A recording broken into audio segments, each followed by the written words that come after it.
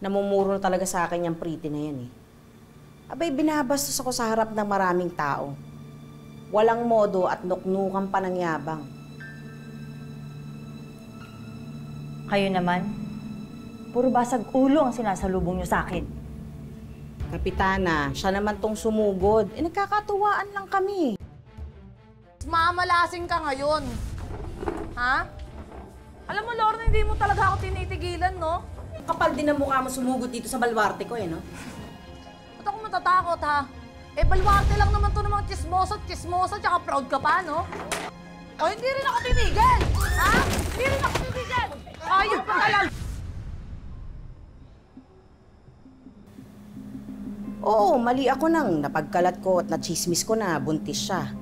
Eh, sorry. Tao lang, nagkakamali lang din. Di ko naman alam na hindi talaga siya buntis eh.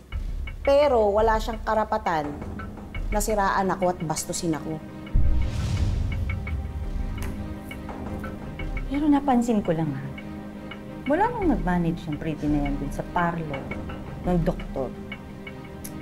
Naging adalintada na yumabang.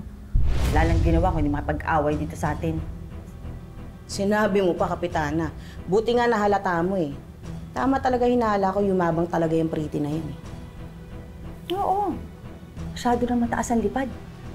Kaya hayaan mo, Kapitana. Ako nang puputol ng pakpak niyan. Bakit? May binabala ka ba, Lorna? Kapitana, ikaw na rin ang nagsabi. Simula na nag-manage siya sa salon, abay, mas lumakas ang loob. Oo eh. Kala mo siya na may-ari. Pwes, tuturuan ko siya ng leksyon. Kailangan mapasara ko yung salon na yan. Tignan ko lang kung makapagyabang siya pag nalugi na yung minamanage niyang salon. Kaya mong gawin yan? Oo naman. Basta suportahan mo lang ako sa mga plano ko. Sige. Pero wag na wag mo ko idadamay kapag nagkaipitan, ha?